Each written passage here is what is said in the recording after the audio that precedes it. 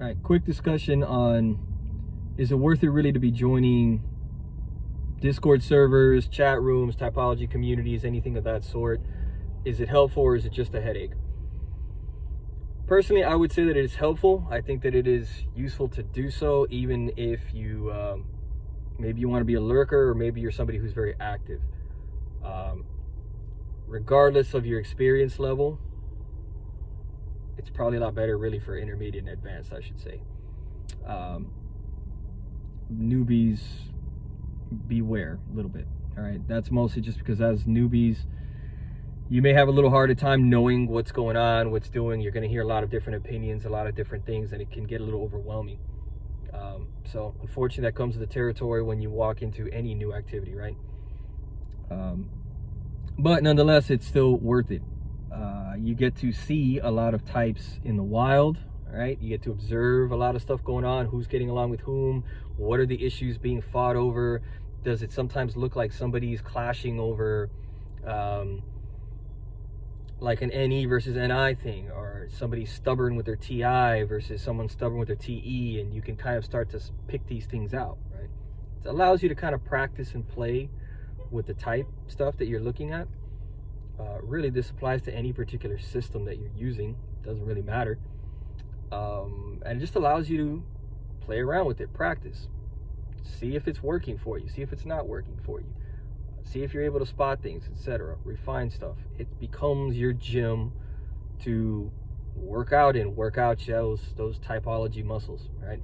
It's something that you should see as added to trying to type people that you know around your life at work, typing video characters, movie characters, TV shows, all that stuff, right? Sometimes those things, you know, it's just one form, one mode. It's a movie, whatever, you get to see that, but how is it different when you're applying it to real people that you're bumping into? So servers and discords and all this kind of stuff is helpful in that way. Now, unfortunately, you know, I can't exactly point you to these servers to go. Anybody who's been around can tell you that there's all kinds of communities or servers or groups or whatever out there, that some of them are kind of a mess. It's a jungle with hundreds of people. It's just chaos in there. And there's others that can be smaller, some that are private. You might have to kind of be invited into it.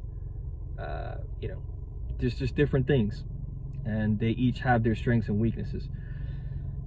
I think most would agree overall that you kind of want to avoid the big, crazy places that have too many people on there,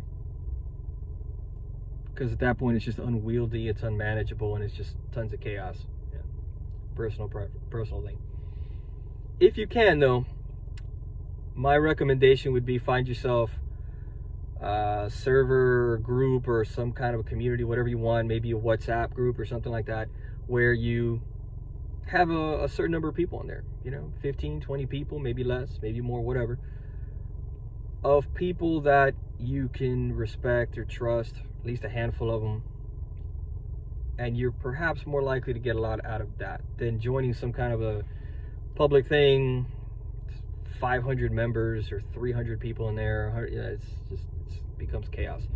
So that's my personal stance on that one. But overall, I'd say that, you know, do it, give it a shot, do it for a little while. Maybe you do it for a while and you get fed up with it, or you don't like it or whatever, but you can learn a lot of stuff from it.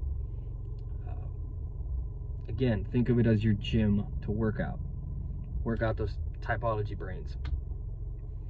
All right, so let me know what you think. See you on the next one.